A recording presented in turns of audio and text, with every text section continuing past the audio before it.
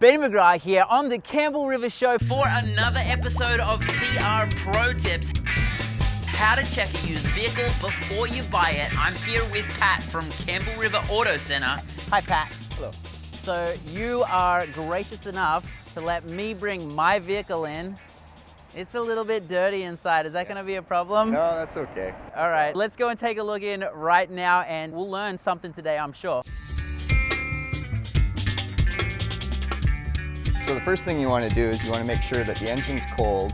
So you hop in the driver's seat, you turn the key on, we'll take a look at all the lights. All the lights should come on and most of them will go out during a bulb check.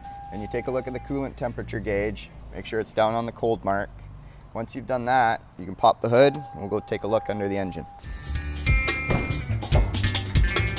Pop the hood. First thing we want to look at is we'll take a look at the battery. We want to check the terminals, make sure they're clean and tight. Pop any covers off that are there. If there's lots of corrosion, you know you need to get the battery serviced. Check the hoses, you can feel the hoses. Give them a squeeze and a feel. They should be soft and pliable. They shouldn't be all hard and firm. And you shouldn't feel any really soft spots. Then we can take a look at the belts. Should have no cracks. They should be tight. So we'll take a look at that. And then we can check the oil level and condition. So the oil's nice and clean and it's right in the middle of the operating range.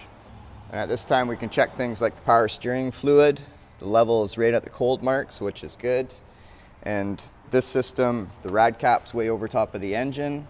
So we'll feel the rad, make sure it's nice and cold. Okay, and then we can pop the cap off to take a look at the level. And we can check the level in the overflow bottle, which is right here. We can check the brake fluid level, make sure it's up of the reservoir.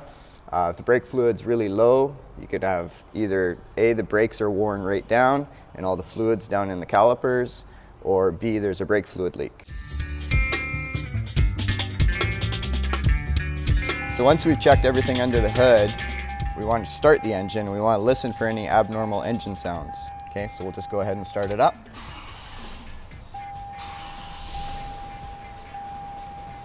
Okay, so we didn't hear any knocking, no squealing belts.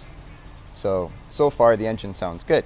So we'll go back up under the hood. You take the time to check your transmission fluid level if you can find the indicator. Most models have indicators. So fluid level is right just above the cold level. Okay, now you can note that the fluid's a little bit dark, so it may be due for a service. So at this time you can ask whom you're purchasing the vehicle from, when the last transmission service was done. That's it for under here for now.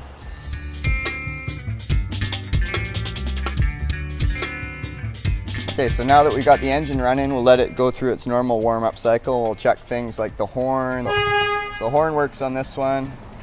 Wipers are good. We'll check the washer spray. Okay, both washers are spraying out. So we can check the rear wiper. You just look through the mirror, you see the rear wipers working. And we check turn signals. They should flash at a steady rate. If they're flashing quickly, you know there's a bulb out. And then we can move out. We can check all the power windows. If it's got power windows, just check them all from the driver's switch. They should all work from each switch at each door.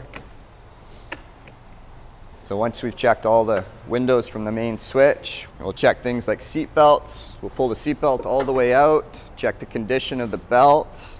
If they're frayed or chewed up by a dog, you want to make note of that because they'll need to be replaced. So you want to check the seat belts in each position. You want to check for chew marks, fraying. You want to make sure that they all latch into their respective latches. Okay, so I like to go around, check them all. I'll just leave them connected so I know I've checked them, and then I'll move on around the rest of the vehicle.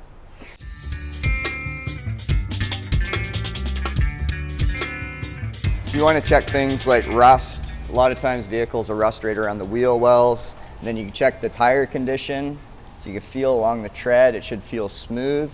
If you feel any ridges or lumps, you know that the tires are failing or you have a problem with the steering or suspension.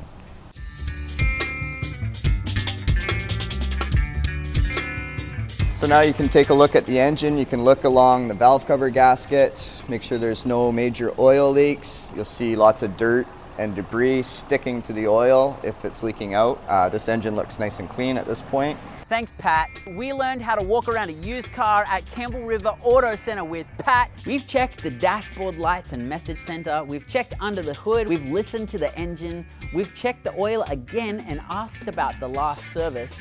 We've checked the electrical controls. We've checked the body and tires, and we've checked the engine for leaks. Was there anything that we left out, and is there anything that you learned while shopping for used cars in Campbell River? If there is, leave them in the comments below. And if you like this video, then give us a thumbs up and tell your friends. You can subscribe to our YouTube channel and like us on Facebook. It really helps. This is actually our last episode of CR Pro Tips, but stay tuned. We'll be bringing you way more videos very soon as the Vancouver Island Show.